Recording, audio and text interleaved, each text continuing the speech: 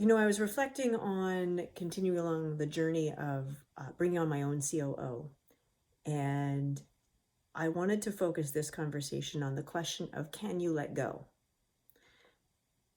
When you bring any team member on, be it the person that designs something for you, or somebody who makes a script, somebody who sits in a sales seat instead of you, the question always is, can you let go?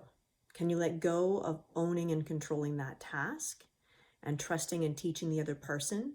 And how do you best do that? Nowhere is it more evident for the success or failure of a role in that CEO, COO, visionary integrator relationship. There is such a close relationship there that if you can't let go, it becomes very problematic. So I was thinking about it, and I was reflecting on my experience on both sides now. Some people, when they bring operators on board, they are in such need of having somebody sit in that seat. And they're so excited to have somebody, a warm body, sitting in that seat, that they come in. There's word vomit all over the place. Here, look at these documents. And now I'm going to give you full control. It's all yours. That's one way to do it.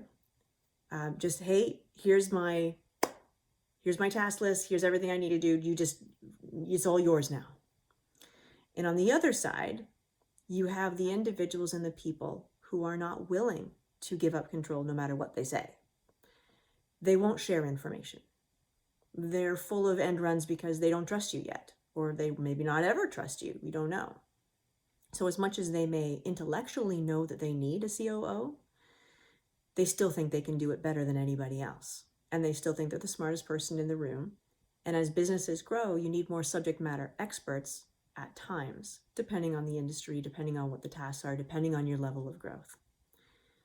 And so when you look at the first 90 days, 30, 60, 90 days, that's a learning curve, especially when you're talking about a fractional individual, right? So somebody who's only there part-time. And when you think about it, the part-timer that's there 1 day a week, by the time they've finished out a month, they're more like the first person who's been there for just under a week.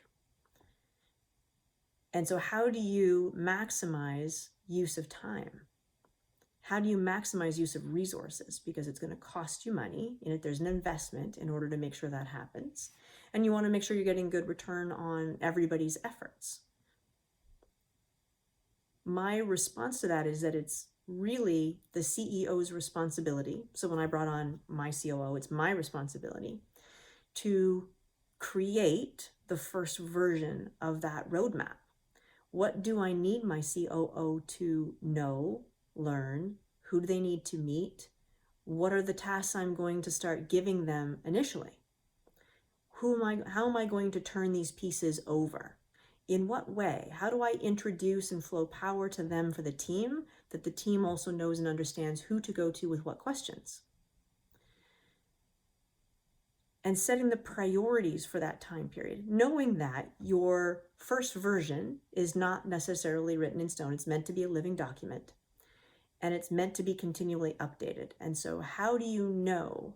And it's about you and the COO co-creating and continuing that co-creation week over week over week to get to the outcomes that you need, to understand and see the challenges, to continue to work on those relationships between the two of you. To know that you're on track. Now, one of the things I hate doing is tracking my time. I really hate tracking my time. But it was one of the first things that my COO actually asked me to do. And it's interesting because now that we're weeks in, you are looking at it with trend analysis in mind and saying, okay, well, you used to be doing this. We want to get you because you know you've done the accountability chart. We know where the outcomes are. We know where we want to get you. But are we there? Are we on track with getting you there? And so it was very interesting tracking time. And I had not asked my team in the past to track time either, but they do that now as we continue to grow, to make sure that, same thing, Are you focused in on the right thing? Is that the thing that's taking up the most time, the thing that's going to move the needle? It's a great question. It's a great tool. And how you choose to track time can be complicated, not complicated. There's all sorts of different things to do out there. And you have to make it work for your business and for your team and for you. And so when I think back on the week, it was a very long week. There were a number of days where they were, 10, 15-hour days, but it was a productive week. We didn't successfully check the box of some of the goals that we wanted to, but we made really great strides towards them. So looking forward to another great week ahead. I hope you are as well.